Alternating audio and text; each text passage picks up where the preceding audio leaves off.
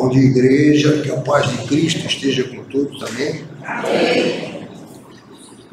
O tema da mensagem que eu trago, a ceia do Senhor, a importância da ceia, tá? Então, hoje queria falar não somente, a ceia no modo geral aqui, a sua origem, por que surgiu a ceia do Senhor, o que é a ceia do Senhor, qual é o seu propósito, o significado dos seus elementos, o pão ali, o suco da uva, tá? Quem pode participar da ceia, se a ceia tem uma data correta, para sua realização.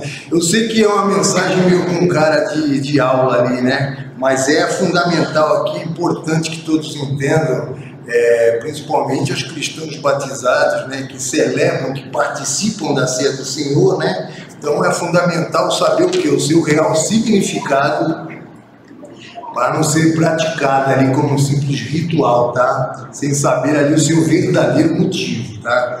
Mas para saber o que é a ceia é fundamental falar sobre a sua origem, como tudo começou, E a Bíblia, ela mostra ali a primeira celebração da ceia do Senhor, Tá ali narrada nos evangelhos ali de Mateus, Marcos e Lucas, tá? Então a gente vai direto ali à fonte para poder entender ali como começou essa ordenança ali do próprio Senhor Jesus, a sua igreja, tá? Que está presente ali desde o Novo Testamento até hoje, como diz a palavra, deve ser celebrada até que o Senhor volte, tá?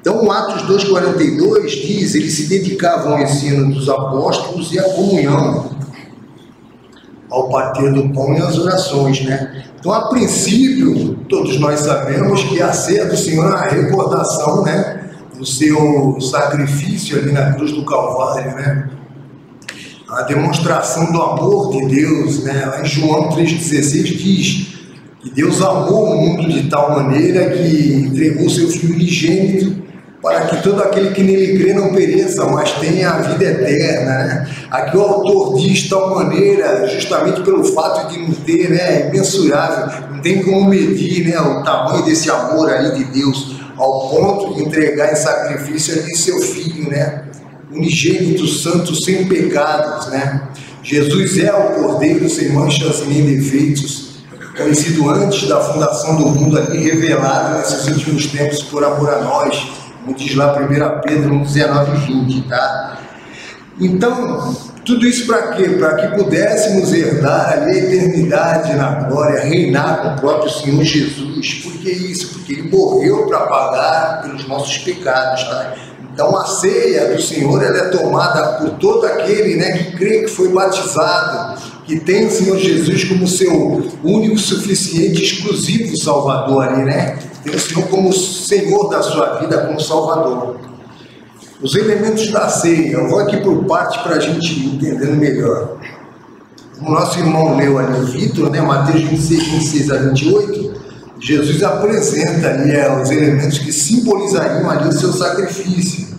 E a gente vê que são elementos simples ali do nosso cotidiano, que é o pão e o suco de uva. É esse que ele usa ali como símbolo do seu sacrifício. E estava ali prestes a ocorrer, Então, como diz a palavra, Jesus parte o pão, entrega ali aos discípulos, dizendo que representava o seu corpo, que sofreu muito ali na cruz do Calvário, ali, Tudo isso para pagar os nossos pecados, tá? Então, por amor a nós, Ele carregou a nossa cruz, Ele morreu a nossa morte, E por volta de 700 anos antes, Isaías já profetizava. Passagem conhecida, eu vou ler aqui para vocês, Isaías 53:5 diz: mas Ele foi transpassado por causa das nossas transgressões, foi esmagado por causa das nossas iniquidades, o castigo que nos trouxe paz estava sobre Ele, pelas suas feridas fomos curados, tá? Então, na ceia ali, o pão simboliza o corpo de Cristo e da mesma forma Ele faz ali com o cálice, Deu graça e passou aos discípulos dizendo: isto é o meu sangue da aliança derramado ali a favor de muitos para perdão de pecados, tá? Então o cálice representa ali a nova e eterna aliança, entre Deus e o seu povo, como nosso irmão Jefferson falou ali na celebração da ceia, É o sangue de sacrifício. Falando em sacrifício, eu vou voltar um pouco aqui, para a gente entender melhor um pouco na história, falando sobre sacrifício. No Velho Testamento ocorriam ali os sacrifícios, não é verdade? Mas para quê? Para encobrir os pecados do povo. Levítico 4:35 diz assim: retirará toda a gordura como se retira a gordura do cordeiro do sacrifício de comunhão. O sacerdote a queimará no altar em cima das ofertas dedicadas ao Senhor, preparadas no fogo. Assim o sacerdote fará em favor do culpado propiciação pelo pecado cometido, tá? Isso aí, o sacrifício, ele vem desde que o mundo é mundo, desde o princípio da criação. A gente vê lá que quando Adão e Eva pecaram, né, animais foram sacrificados ali, né, para providenciar vestimentas ali para ele. Isso aí já era um anúncio ali do sacrifício de Cristo, que haveria de vir ali, né, futuramente. Isso aí ocorreu durante todo o Velho Testamento, né? 10 gerações ali depois, Adão, 7, Enos, Caimã, Malaléu, Jared, Enoque, Matusalém, Lameque, chegamos no tempo de Noé, não é verdade? A Bíblia diz ali que nos tempos de Noé, quando o dilúvio recua, Noé sacrifica animais ali a Deus, e Deus recebe como aroma suave. Depois disso, mais 10, 11 gerações ali, mais Noé, sem Arfaxade, Salá, Heber, Peleg, Reu, Serug, Naor, Tera, chegamos no tempo de Abraão, né? E Deus pede ali a Abraão, seu filho Isaque em sacrifício. Abraão obedece, mas antes dele imolar ali seu próprio filho, né, dele consumar o ato, Deus providencia um carneiro, na verdade, para morrer no lugar ali de Isaque, o que também já é uma prévia do que haveria de vir, né, o sacrifício de Cristo. Só que tem um problema: os sacrifícios ali da antiga aliança, eles eram ineficientes, né? Por quê? Porque eram imperfeitos. No livro ali de Hebreus, ele explica isso em uma sequência. Eu peguei aqui só de referência. Hebreus 10:1 diz que eram sacrifícios contínuos e repetitivos. Hebreus 10:4 eram ineficazes e ineficientes. Hebreus 9:13 purificavam apenas o exterior. Hebreus 7:27, os mediadores, que eram sacerdotes, também eram gente, né? Eram como nós, também eram imperfeitos, tá? E em quinto lugar, o sacrifício de animais ali na antiga aliança, a palavra diz que ele se tornou obsoleto, antiquado. E é o que diz no versículo 8:13, né? Hebreus 8:13. O que se torna antiquado e envelhecido está a ponto de desaparecer.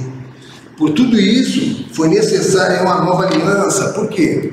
Por causa da santidade de Deus, né? Deus é tão puro ali, tão santo, que ele não podia olhar diretamente ali sobre o homem, sem recair sobre o homem, o pecador, a pena e o juízo ali de Deus, né? Então, a princípio, foi necessário ali o sacrifício de animais. Para que isso? Para evitar a morte definitiva do homem, a morte espiritual, tá? Então, como diz a palavra Hebreus 9:22, sem derramamento de sangue não é remissão de pecados, né? Só que, como eu disse, a antiga aliança ela era algo ali provisório. Depois do sacrifício de Cristo, ele foi infinitamente ali superior a qualquer outro sacrifício que já pode ter havido, né? Superior a qualquer sacrifício. Por que isso? Porque no antigo pacto, a palavra diz, né? O sangue de animais cobria provisoriamente o pecado. Hebreus 10:4 diz: pois é impossível que o sangue de touro e de bodes tire pecados, né? Mas sabemos que Cristo fez o sacrifício perfeito. Por que foi perfeito? Porque com seu sacrifício todos os pecados foram perdoados. Quando eu digo todos, inclui os pecados que foram perdoados quando a antiga aliança estava em vigor. Então, a morte de Cristo foi, primeiro, propiciatória, né? Significa o quê? Tornar propício, favorável. Romanos 3:23 diz: ele é a propiciação pelos nossos pecados, e não somente pelos nossos, mas pelos pecados de todo mundo, tá?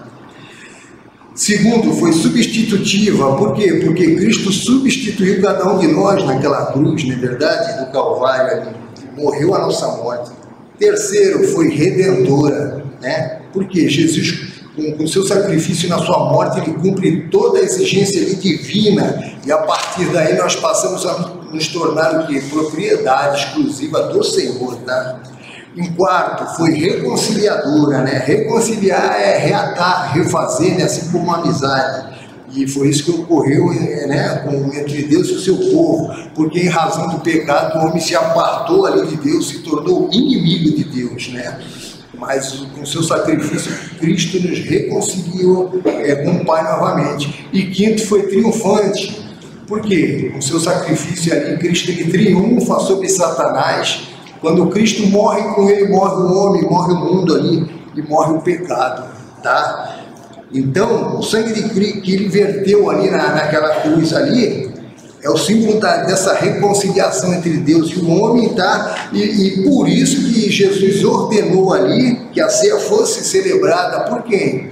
Por todos que crescem nele, em memória de tudo que ele passou ali para nos conduzir à eternidade ali na glória. Então, celebrar a ceia do Senhor é se alimentar espiritualmente ali, né, de Jesus, é admitir que nós morremos com Cristo ali, não é verdade? Em nossos pecados e também vivemos, né, em Cristo uma nova vida. Como diz a palavra, é uma lembrança da sua morte até que ele venha, tá?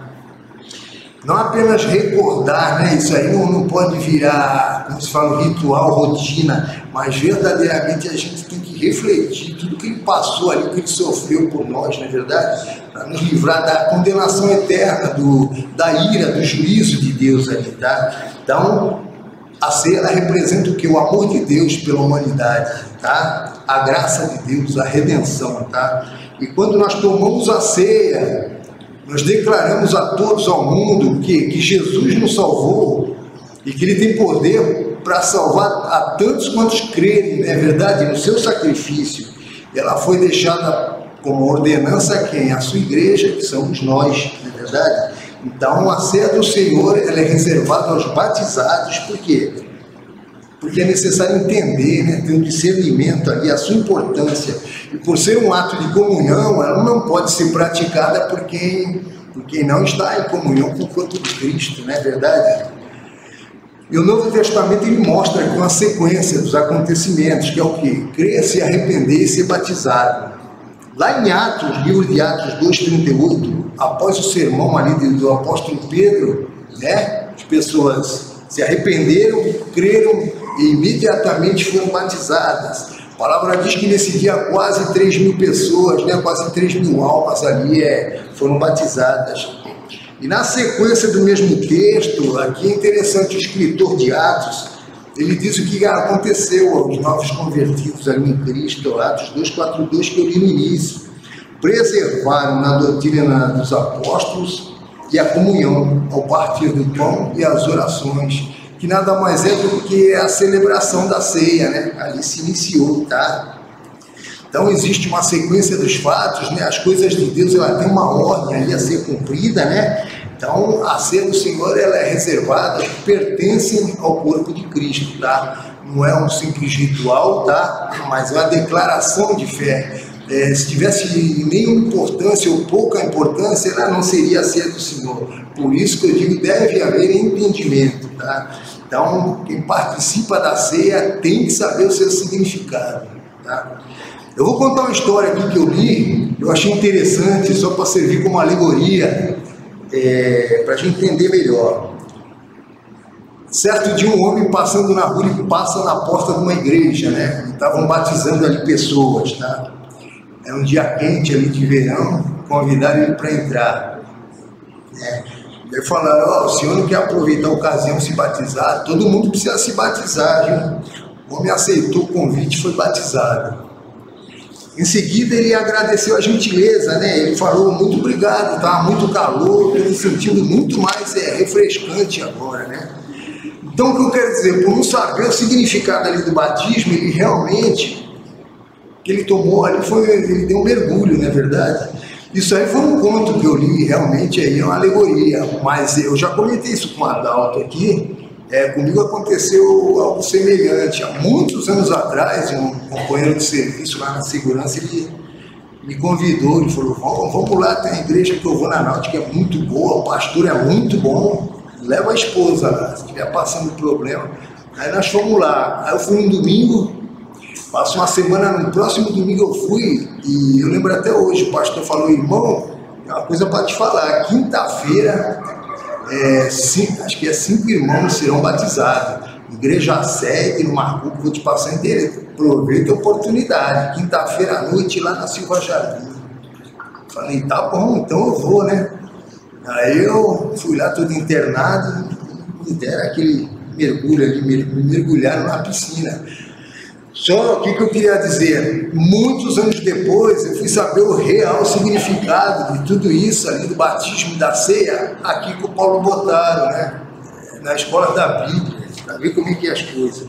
Mas o que eu quero dizer é o quê? Que assim como o batismo não é um simples mergulho, a ceia do Senhor também não é uma refeição qualquer, né? Ela tem um propósito ali e deve ser celebrada ali do modo correto. Por quê? Porque no decorrer da história a gente vê que teve muita coisa errada, muito erro ali na celebração da ceia do Senhor. Acho que foi ano passado nós estudamos ali o livro de Coríntios, né? Do capítulo 11 em diante, Paulo fala sobre esse problema que estava afetando a igreja ali em Corinto e que refletia, isso aí refletia diretamente ali no culto, não é verdade? A forma como a ceia do Senhor era celebrada, né?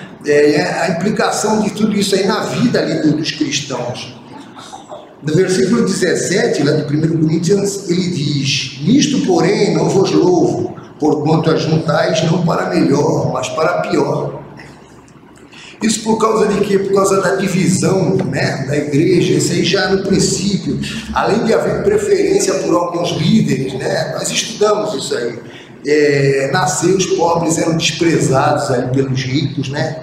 Então, na igreja primitiva havia a festa ágape, né, que precedia a ceia, tá? Nessa festa os irmãos traziam ali comida, os pratos de casa, e juntos eles participavam de um grande banquete, né?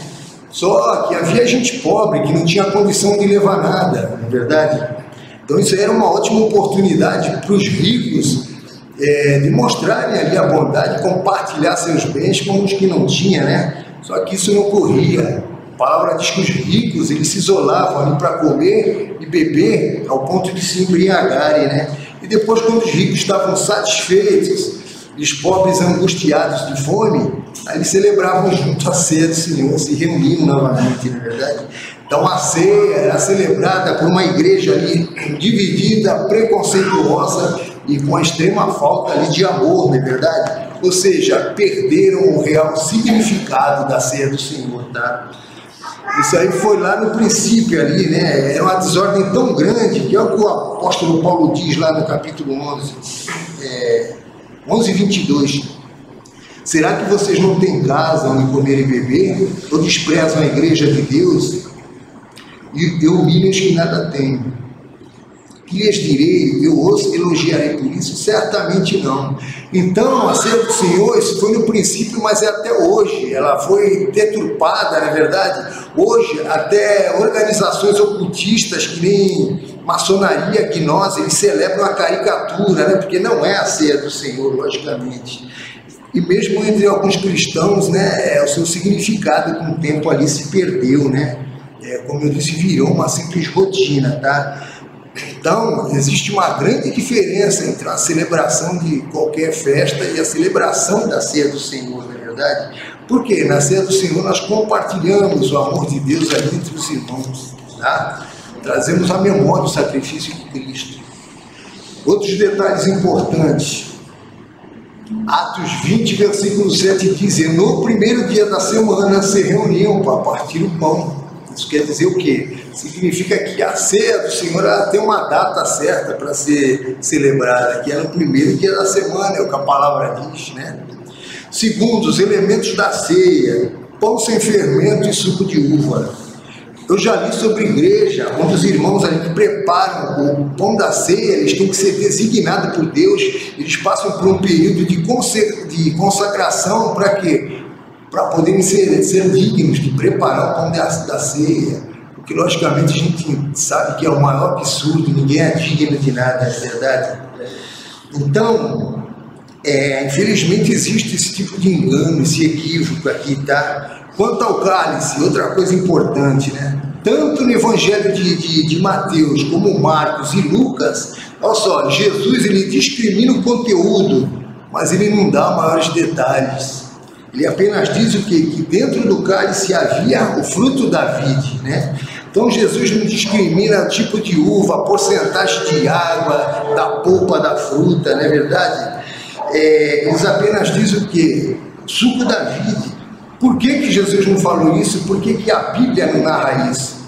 Porque isso aí não é o mais importante na ceia do Senhor, né? Então, na ceia do Senhor a gente traz à memória o sacrifício de Cristo. Esse tipo de radicalismo a gente torna ali, né, vai deturpar o entendimento ali da ceia do Senhor, né, traz uma interpretação de forma equivocada ali. Quando a gente atenta para esses detalhes, né, estamos cometendo um grande erro, se apegando ali a detalhes, exagerando em que? Na espiritualização ali dos elementos da ceia, e se esquecendo do principal, né, que o Senhor Jesus ali morreu para que o nosso corpo não fosse pregado naquela cruz, tá?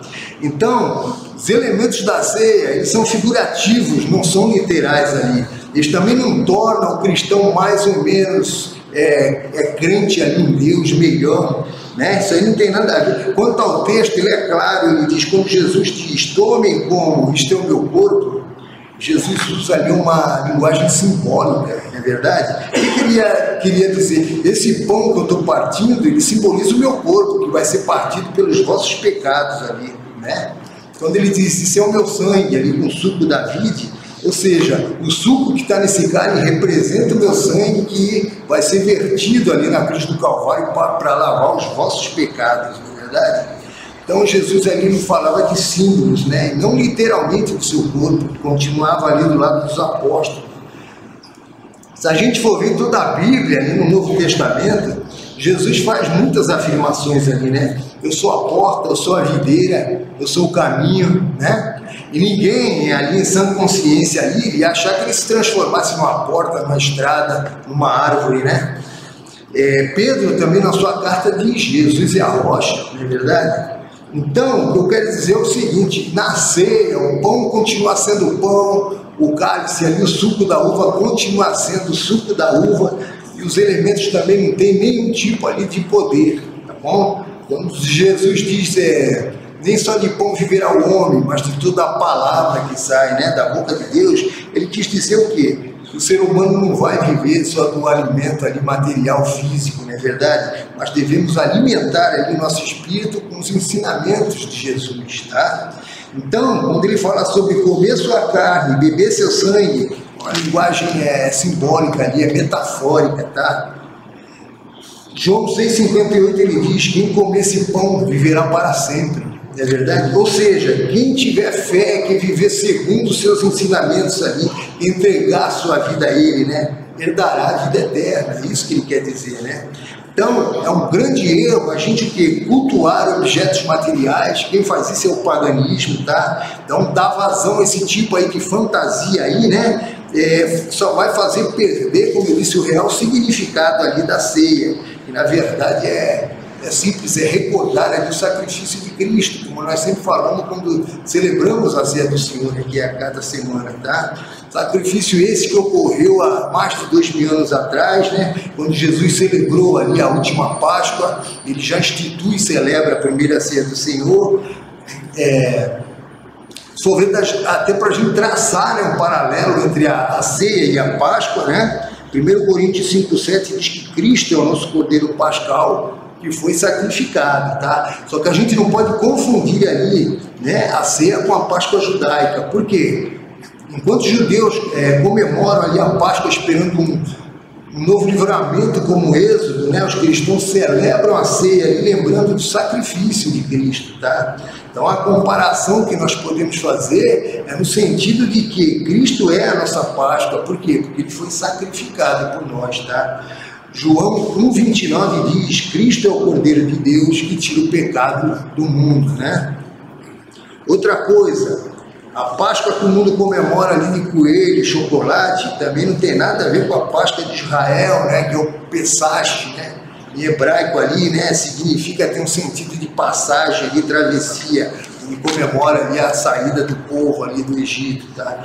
Também não tem nada a ver com a Páscoa católica, que eles comemoram a ressurreição de Cristo. Então, a Páscoa aí do mundo, né, tá ligada ao paganismo, ao sincretismo religioso, né, que é a unificação ali de religiões, de crenças. Mas a Páscoa judaica, ela já apontava ali para a morte de Cristo, né? É uma comemoração muito maior ali, que é a libertação do pecado, né? Não tem coisa maior que isso, melhor para nós. Então, tudo isso mediante o sacrifício de Cristo, senão não seria possível. Por isso que a ordem de Jesus foi o quê? 1 Coríntios 11, 24, fazer isto em memória de mim, tá? Então, celebrar a ceia do Senhor é anunciar o maior, né, o mais poderoso sacrifício que um dia já foi feito. Para finalizar, o ponto alto então da adoração cristã não é nenhum show gospel, não é música, não é apresentação, mas é uma celebração simples, assim como foi o modo de vida do Senhor Jesus aqui na terra, né? Onde nós devemos estar em santidade, examinar a nossa consciência cada vez que celebramos a ceia do Senhor. Amém? Que Deus abençoe a todos e eu agradeço a oportunidade.